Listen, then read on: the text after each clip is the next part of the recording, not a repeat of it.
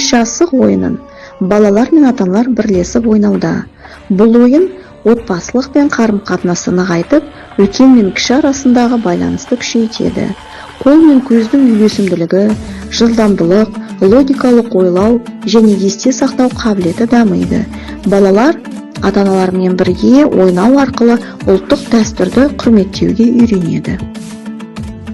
Оюыңды тап ойыны балаларды қазақтың ұлттық ою өрнектерімен таныстыратын танымдық ойын.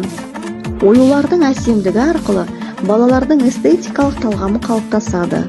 Бұл ойын зейінді шоғырландыруға, есте сақтау қабілетін арттыруға және кеңістікті бағдарлауға көмектеседі. Қимыл қозғалыс белсенділігі артып, дене үйлесімділігі дамиды.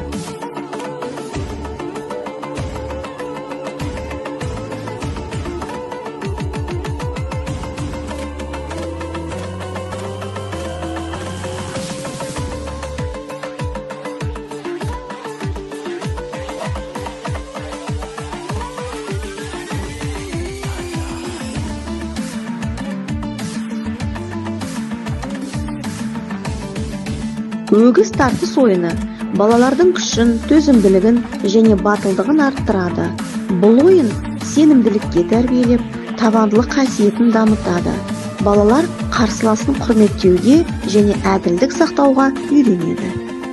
Асықтарды жинау ойыны шапшаңдық пен ептілікті дамытатын ұлттық ойын.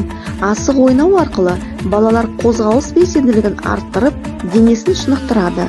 Ұжыммен әрекет ету барысында ұйымшылдық, достық қарым-қатынас және өзара қолдау дағдылары қалыптасады. Шертпе ойыны дәлдік пен мергенділікті қалыптастырады. Балалардың ұсақ моторикасы дамып, саусақ икемділігі артады. Зейін қою, сабыр сақтау және әрекетті есептей білу дағдылары жетіледі.